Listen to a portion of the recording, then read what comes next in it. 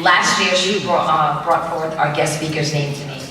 She attended the 6th annual Rhode Island Transition Institute, and she said it was the best yet, and there was a wonderful speaker by the name of Michael Macedo. Michael is a licensed clinical social worker, and he has high-functioning Asperger's.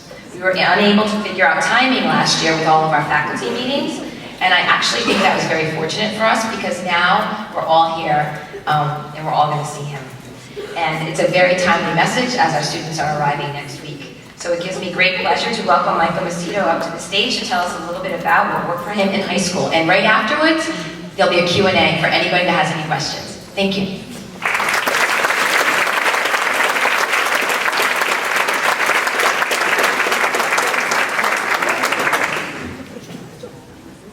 Everyone hear me?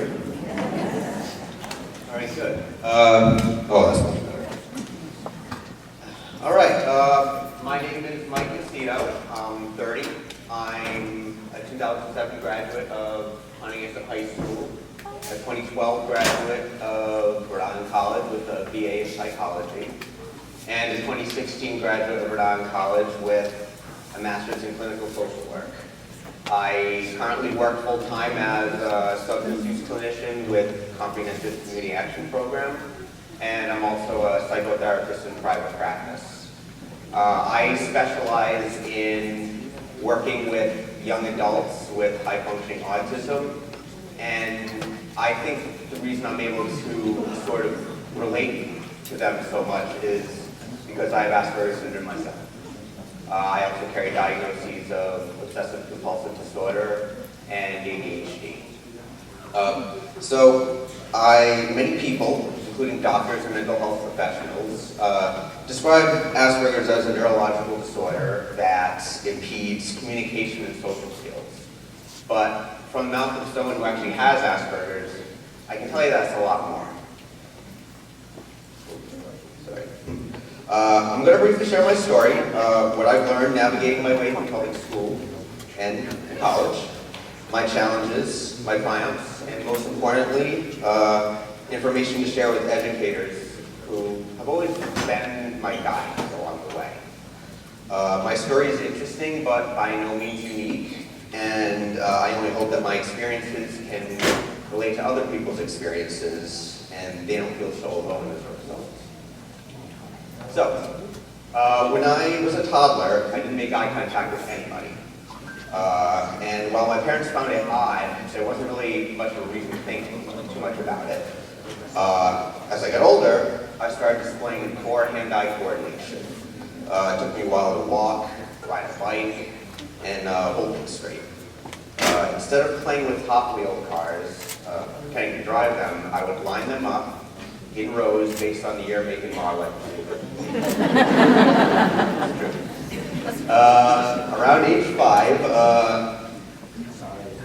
I started to exhibit really rigid and defined behavior. I really didn't do anything that was outside my routine, both at home and at school. And if I did, I would usually throw tantrums and have meltdowns just out of sheer panic.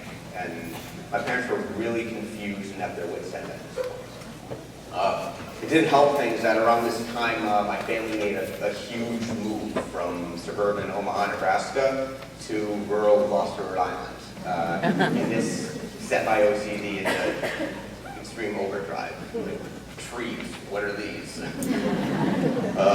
So around this time my parents took me to Bradley Hospital where they diagnosed me with Asperger's syndrome.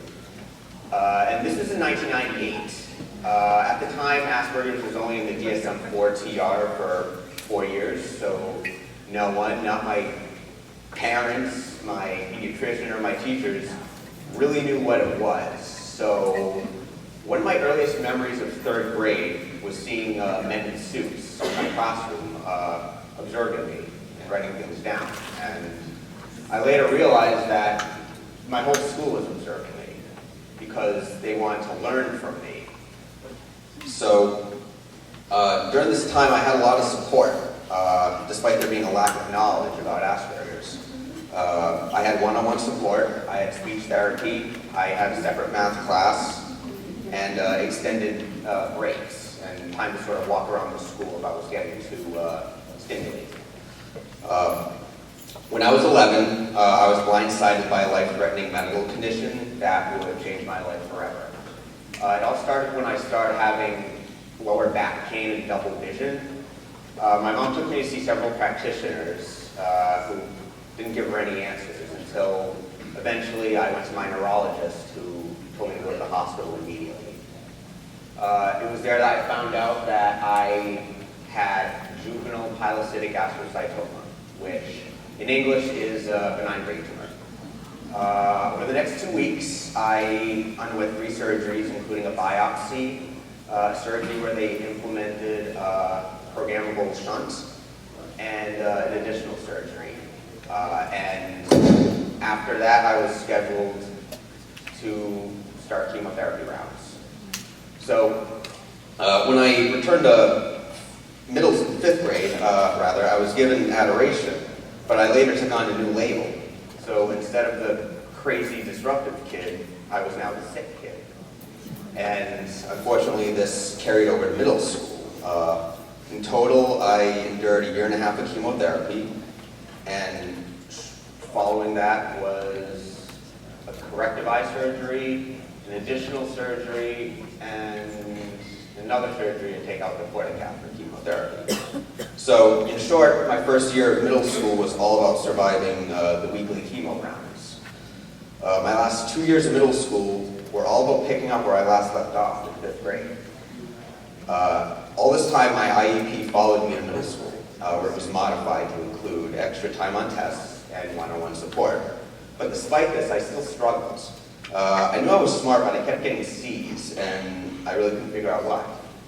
I really didn't help myself by being an instigator to other classmates. I wanted friends, but I did not know how to get them. They bullied me, and I sort of bullied them back. I was angry. I really just couldn't connect with my parents or my brother, who was really kind of excelling in sports and school, and I just didn't really have anything going on for me. I soon developed some really unhealthy coping habits, such as self-harm and cutting, because I just really hated myself. But in the last week of 8th grade, I overheard on the intercom sign-ups for freshmen cross country. I didn't know what cross country was. I've never done a sport before, but sort of impulsively, I just showed up. I signed up, didn't tell my parents, and that summer I started jogging around in skateboard shoes. Throughout the years, I actually found some more success with running. Over my course of high school, I became a team captain. I was second fastest on the team, and I broke the school record in the 5K. I later went on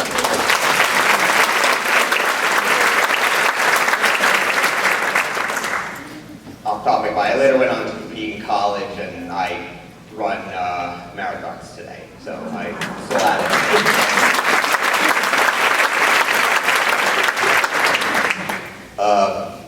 So during high school, I developed a reputation for being a successful athlete, which I always dreamed about.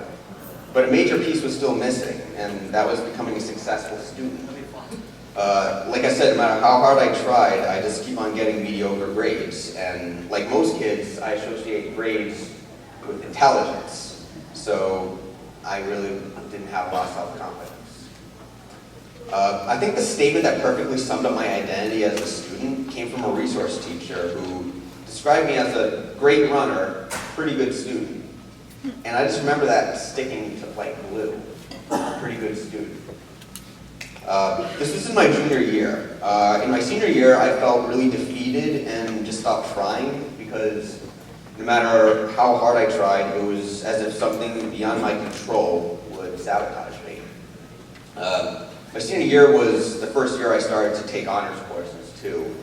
And while at the same time, my resource class was discontinued. This also coincided with some issues I was having running. I obsessed over my final year of running over the summer, but when I finished third on the team in the first meet instead of second, I really began to unravel. I felt like my coach and teammates were treating me different. It like altered all my plans. And my coach, who is the kindest, most generous man I've ever met in my life, I'm very close to him to this day. He's invited to my wedding. Caused me to really obsess and overthink each race. We have like these super long team meetings and just kind of go over every detail. And it's definitely not a good thing for a kid with anxiety and OCD. I think both of us had a little bit of that going on. To make matters worse, I still struggled to fit in. I barely knew how to start small talk or make plans with anyone. And I was never invited to anything aside from these little, pity parties. I didn't go to either of my proms because I couldn't get a date. And this is really discouraging. And the older children get, the more they seek acceptance from their peers. Having friends and romantic partners starts to matter more, a lot more. And while some kids with high-functioning autism may seem apathetic to the social networks and sort of pack mentality of school, more times than not, they'll start to shift gears. And that's what happened with me in 10th grade when there was a speech pathologist who actually told me that I can actually hang out with my teammates outside of practice and actually do stuff on the weekends. And before that, that thought just never occurred to me. But still, it can be discouraging when that doesn't happen. Every year that goes by without friendship and with rejection and misunderstanding can really deepen the teens' depression and anxiety. They may begin to wonder, what am I doing wrong? I'm saying all the right things. I'm talking just like them. I'm saying every funny thing I can think of. So why don't you want me to hang out? So researcher Diane Kennedy wrote that the years from 12 to 17 are the saddest and most difficult time for students on the spectrum. Now, obviously, this isn't true of every teen. It really depends on the level of acuity on the autism scale, as well as early intervention techniques. But there are still many pervasive problems for spectrum kids entering middle school and high school. And I think that the more high-functioning you are, or appear to be by others, the more people expect you to meet their social standards. Have friends, have a partner, go to parties, lose your virginity, drink. And in adulthood, it's finish up college in your 20s, get married, buy a house, have a kid. And when these social milestones aren't met because you're running yourself ragged, trying to keep up with everyone and everything else, you begin to feel inadequate, lazy, stupid. These are thoughts I had throughout middle school and high school, and these are still thoughts I toil with every day to overcome. And it can be exhausting, because acute depression and anxiety are two common comorbids of autism spectrum disorders. When you're high functioning, you hide your autism really well. So well that many of your peers forget and misunderstand you for being disinterested, disengaged emotionally, and aloof. You're expected to follow multi-step instructions in school, such as getting your materials for class, remembering where you put them, taking them out, preparing for a test, getting into groups. And these can be difficult tasks to complete just on the spot like that. A school setting can provide sensory overload, and many students on the spectrum require extra energy to function in the neurotypical world. That goes for adults too. So really technical, mundane tasks, such as getting dressed for school, remembering what books to take, require executive function. And this is something I really wish I realized in high school, because I feel my IEP could have been a little more effective. And my IEP was modified to include extended time on tests and use of an Alpha Smart word processor. So overall, I was well accommodated. But I realize now that the interdisciplinary effort that existed at my elementary school, that eclectic process of learning from the student, was really missing. My accommodations were really sort of cookie cutter, looking back. If I had requested to have my teachers give me some sort of a heads up or anything that would allow me to sort of know what tasks we would be completing, then that probably would have helped. And I don't need to tell anyone that folks on the spectrum have diminished social skills and connectivity, despite some being included in regular ed classes and involved in the social structure of the classroom. You can be only 2 feet away from your nearest classmate and feel like you're 2 miles away. And again, this is always the case when students would pair up in groups, and it seemed like everyone in class had this info wired to them, seconds before the teacher would make the official announcement. Everyone except me. And I think throughout my education, I was really a victim of this societal complacency. Asperger's was no longer a mystery to educators, so it was always assumed that I was good. But a major piece of Asperger's was never fully uncovered until I had to fight for it to be, once I got to college. In college, my accommodations really mirrored mine in high school, with the exception of a peer note taker and separate locations to take exams. I've had very few issues getting accommodations in college. However, I've been told by a professor that I wasn't disabled and I didn't need accommodations. I also had to take a 0 on an exam before. And in grad school, I had even less of a support system. I was in a very competitive program at RIC, less than 100 students, and many of them had years of experience treating folks with my diagnosis, reading articles about folks like me, written by people without my diagnosis, and seeing inaccurate portrayals of people like me on TV, where either savants in mathematics, eccentric artists, or living in our parents' basements playing video games. So the vibe was just different. When I would disclose having Asperger's to instructors in high school and college, I was seen more as high-functioning and capable. But when I was in grad school, there was a general concern from everyone but myself over if I would be able to handle the professional expectations of the field placements.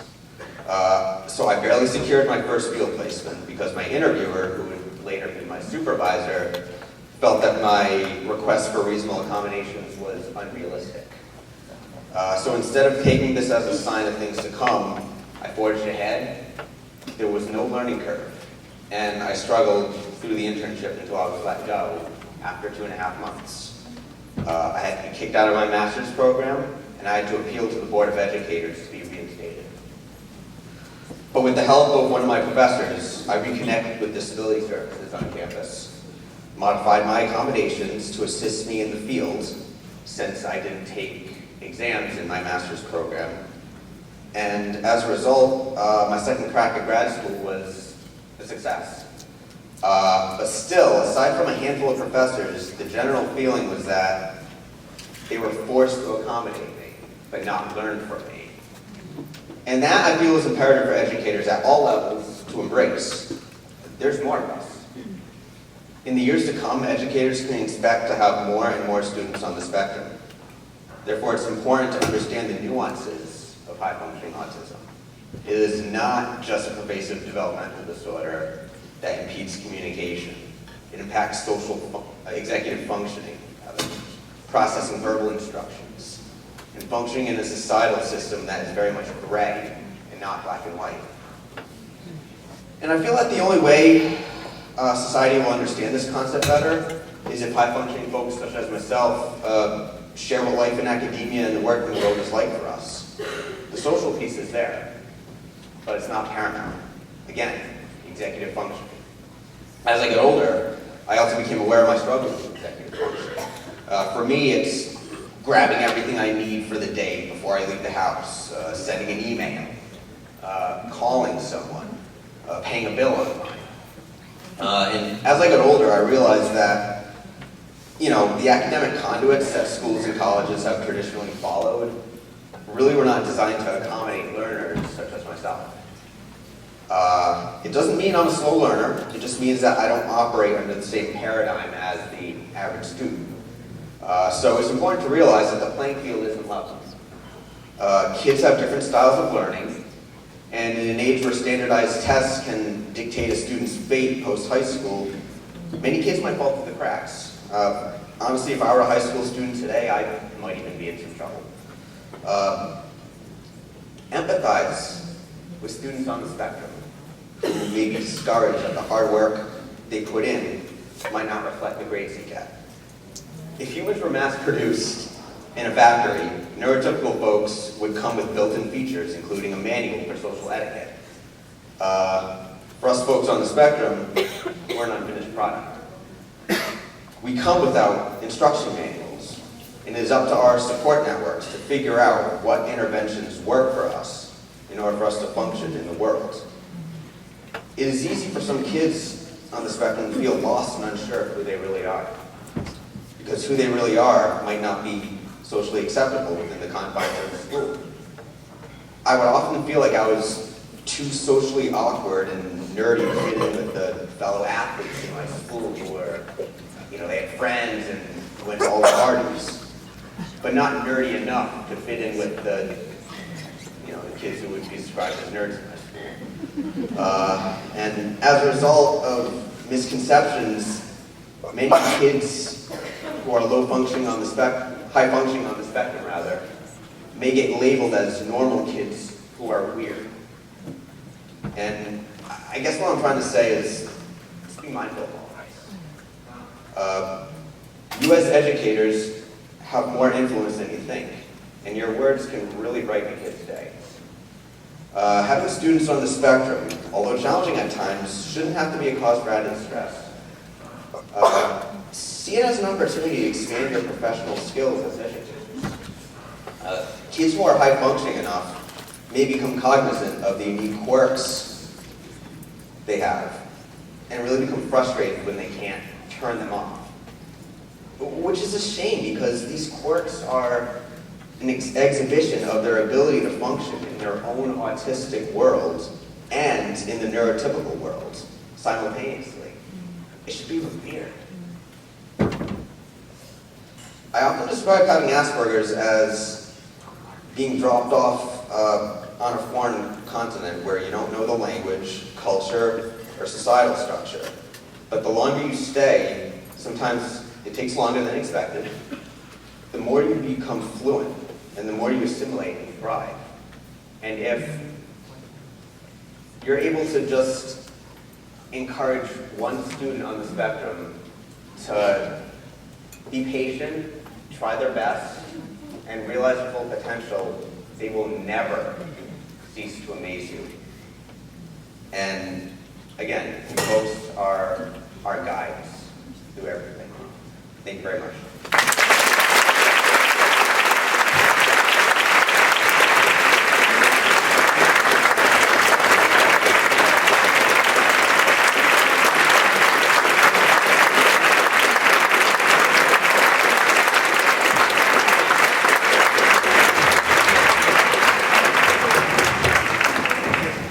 Okay, so if anybody has any questions, are there any questions? Michael will stay a little bit so he can answer any particular questions.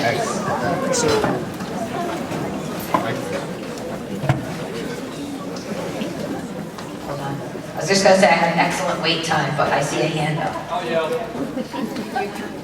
I just want to ask, what specifically, talk more about, what modifications, accommodations you feel would have been helpful to you in high school, particularly. So again, I sort of felt like my accommodations really only helped me to a certain extent. If I was more aware of that in high school, I might have been able to speak up more. I didn't really start educating myself about my diagnosis till I was probably in 10th grade. Again, that same speech pathologist who sort of taught me social skills kind of got me into that, and that really kind of resulted in my interest in mental health. I think what really would have helped is just if I had teachers who would sort of just kind of, again, give me a heads up about, when we'd be sort of shifting gears, pulling a complete 180 in class and going into groups.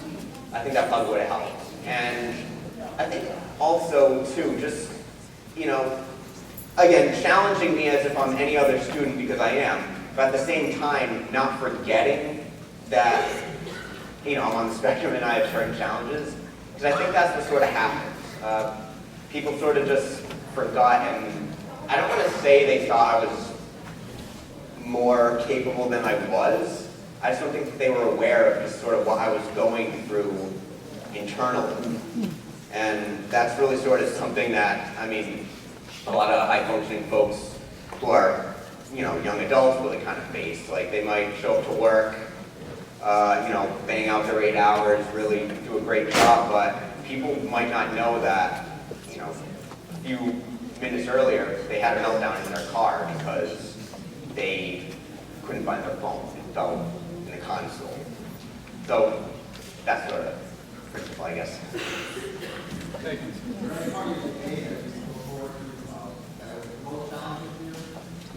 Any part of my day in school or just in high school? I would say whatever my most difficult class was, I sort of thought too much about sports, I think, in high school. Because again, at that point, I never took it for granted, and you know, that I was an athlete, and I still don't. So I would say, you know, like if I had a dual lacrosse country meet or a track meet later in, you know, later in the day, then that'd probably be all I would think about as well on. But I'd say that whatever class really would make me the most nervous would be whatever class was the most difficult, like chemistry, for example.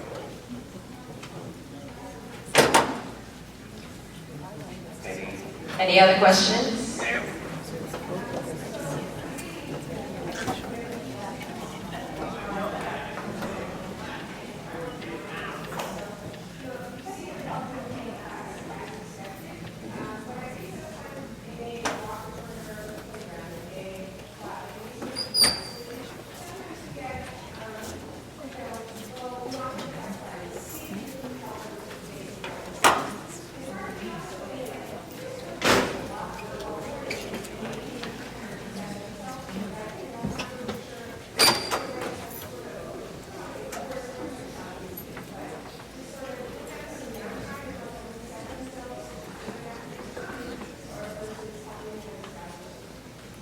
I mean, I really think that both are equally important. I mean, I know that any kind of free time is only so long, but if you could be like split in half, that could always help. That's really kind of the thing that I always struggle with. Like, I struggle with time management, but I think that over the years I've learned to allow time for myself to sort of escape in my own head, you know, skim, you know, draw repetitive things, any little quirk that I have. That's my time and that's my reward for, you know, functioning in the neurotypical world all day.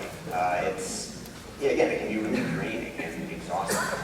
But I also, you know, try to still keep a very active social life. I don't have a lot of friends, and I certainly didn't in high school, but that was allowing me to sort of have the best of both worlds.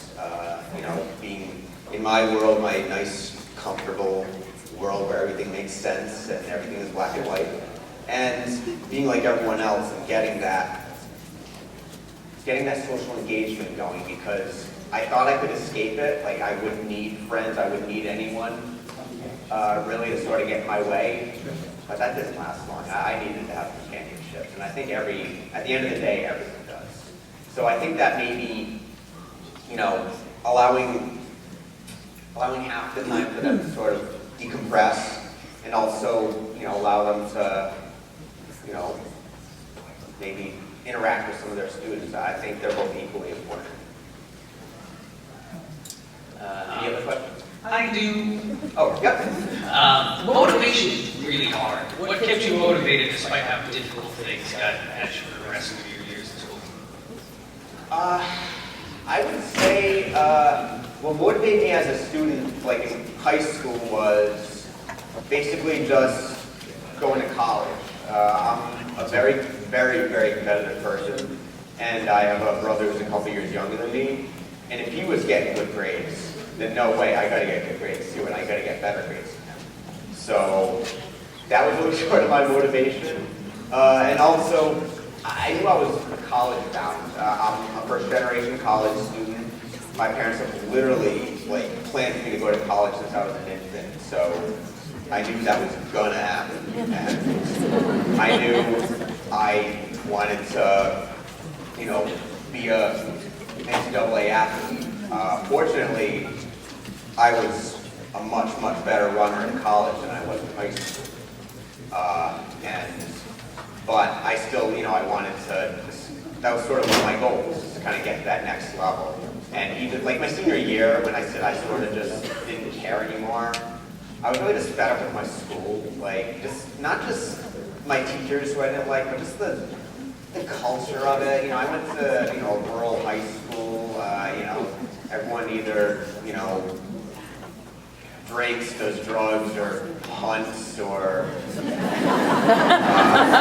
not kidding. I had a classmate who would duck class early and go turkey hunting, and you could hear a shotgun. I don't think I would like much nowadays. So yeah, so that was the culture. Just, you know, a lot of drinking, a lot of drugging, a lot of, you know, just, I mean, look at me. I didn't fit in at all. I was very similar to like I am right now in high school. That doesn't mean I don't love the outdoors, and you know, I like to fish and all that stuff. I do. It's just I don't know. The whole culture there. I just wanted to get out, and I just figured I figure it all out once I got out here. Any other questions?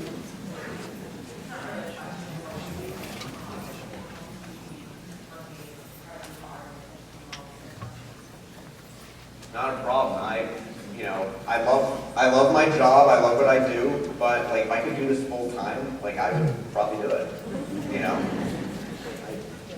you never know.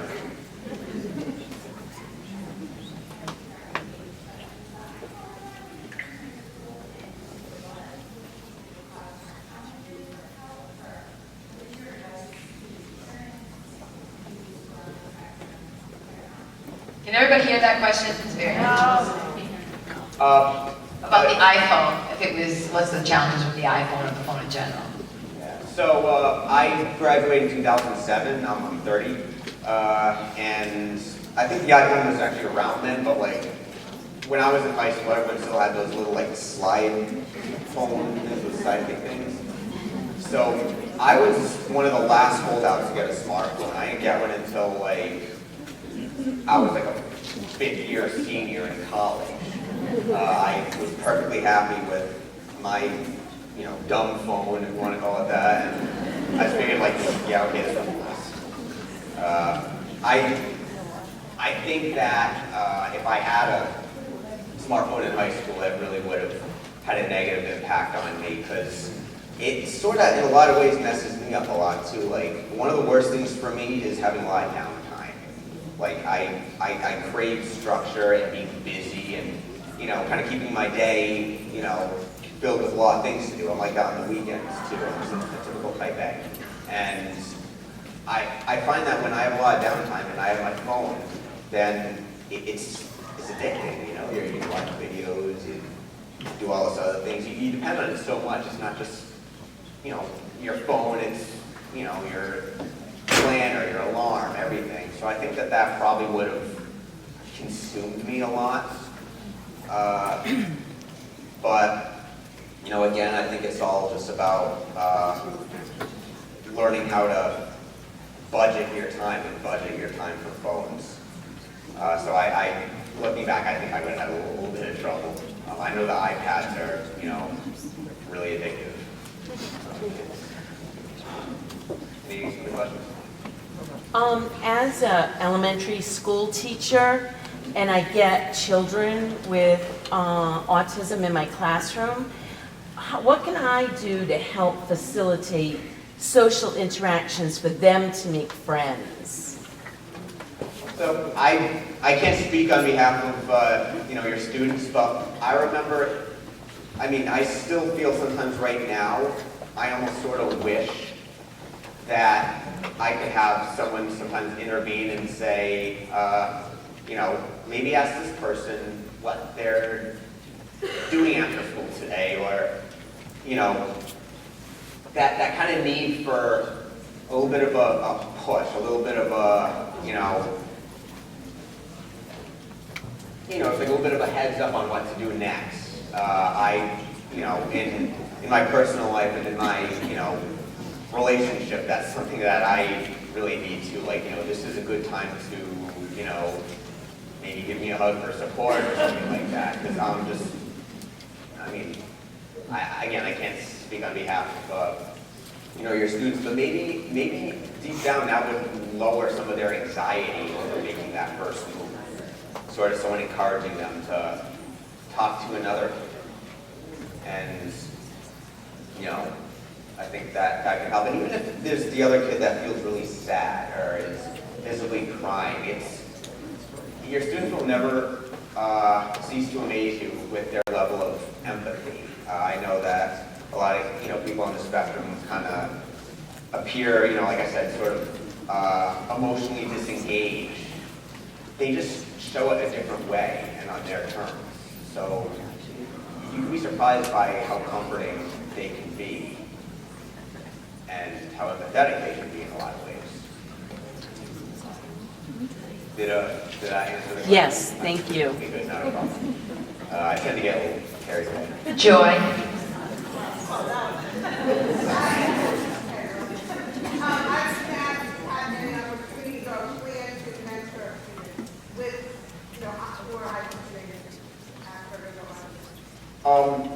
That's something that I would always love to do. Over the years, I've, in grad school, I held a lot of jobs. I was, a direct support worker, past worker, HBTS, and over the years, I've had a lot of, clients on the spectrum. And, in my private practice, I have some young adults who have high-functioning autism. I've never really had enough of an experience, I feel, working with people with high-functioning autism. I feel like, and again, don't get me wrong, I loved it. I think that my experience was mostly with people with lower functioning autism, and while that's great, I just feel like there's that niche of people who are high-functioning and are, again, they're sort of towing the line of, am I different, am I autistic, but, am I like everyone else because I seem so much like everyone else? That's something that I feel that there's so many more people. And I would love to mentor them. That's something that, in addition to speaking, I would love to, have these people as my clients for private practice and even just, have conversations with them and, maybe give them some advice, whether it's community-based, home-based, whatever. So that's something that I would absolutely want to be interested in as well. Because I think it's something that's really untapped. Okay, we have time for just a couple more, then we have to keep going. Go ahead, Nick.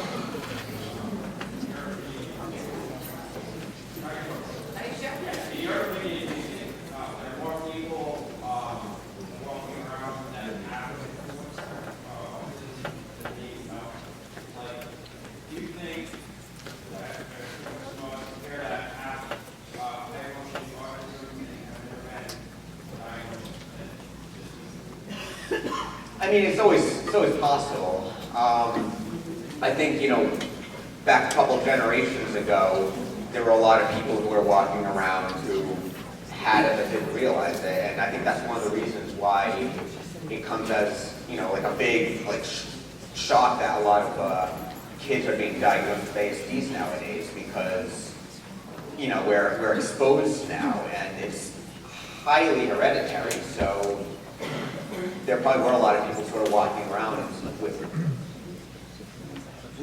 certain levels of it, but not really knowing. And it's possible. I can't really say for sure. I think at the same time, I think there are some people who, and I think in our society, in our culture, since Asperger's is kind of more, or high-functioning autism is a little bit more of a thing now. People sort of figure, oh yeah, he's totally, he's totally on the spectrum. Well, not necessarily. You could just be a little bit, quirky, a little bit off. So I think it sort of goes both ways, and I think, the whole, especially with the vaccines and everything like that, it's really sort of, on a lot of people's minds now. But you never know. I don't want to say for sure, but I was one of I was one of the originals.